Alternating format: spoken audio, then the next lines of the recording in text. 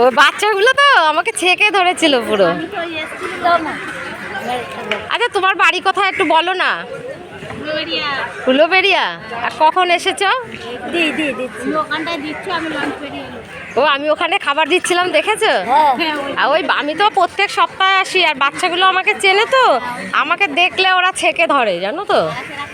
আরে টানাটানি আমার আমার আমার সালোয়ার ধরে টানবে, ওড়না ধরে টানবে।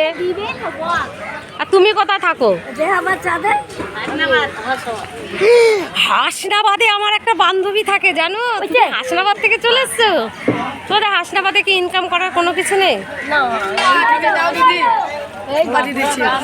দাঁড়া বাবা, আমি কথা বলছি। হ্যাঁ, তুমি কোথায় থাকো মা? এখানে এই কোয়ার্টারে? কোয়ার্টারে থাকো? হাজব্যান্ড কি করতো? শাদি করনি?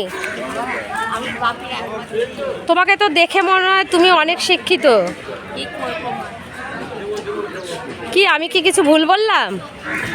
তোমাকে দেখেই মনে হয় যে অনেকটা শিক্ষিত। চাকরি বাকরি পাওনি কিছু? তাহলে কি এখন একাই আছো?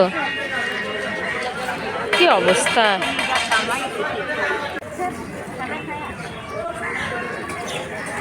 এইটা দিয়ে কি করো?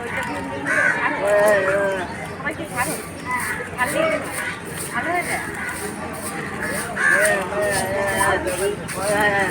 পয়সা আসবে না, এদেরকে ছাড়াতে পয়সা আসবে। ওরা পয়সা দেবে না বলে জানি। নাম কি? বাবা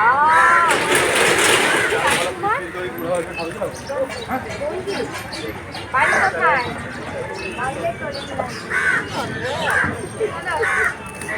এখানে আসলে আমাকে পুরো পাগল করে দেয় সবাই, জানো তো। না আমি তো আসি প্রত্যেক সপ্তাহে। সেই আমার মানে অন্য করে টানবে, করে টানবে। আর তোমরা কোথায় আসো?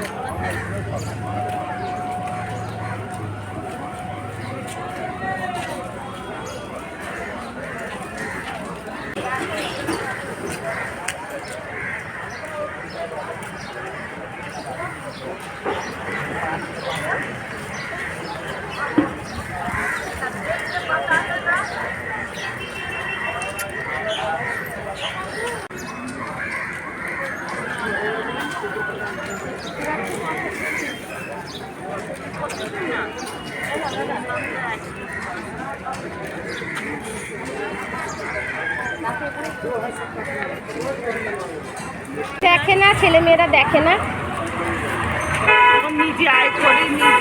ছেলে মেয়ে মানুষ করে কি হয় বলো? এই যে শেষ জীবনটা এসে এই যে ফুটপাতে পড়ে আছে। ও দাদাও থাকে তোমার সঙ্গে?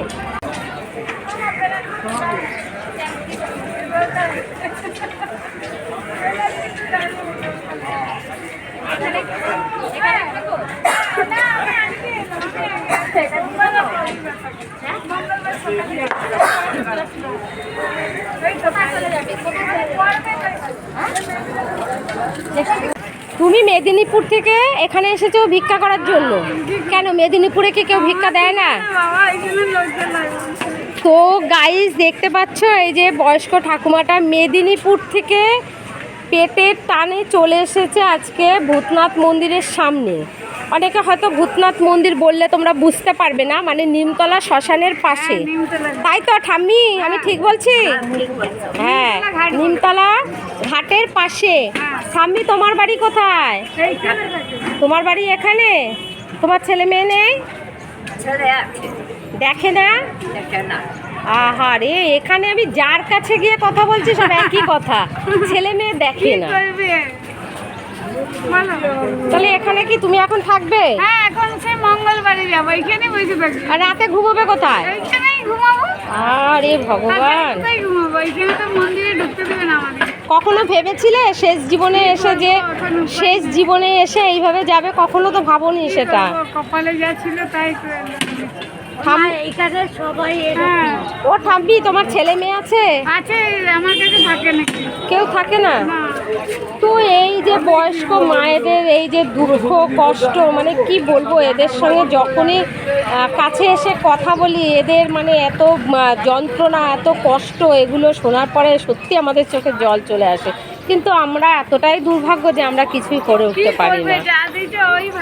কিছুই রেখে দাও। আসলাম, ভালো থেকো।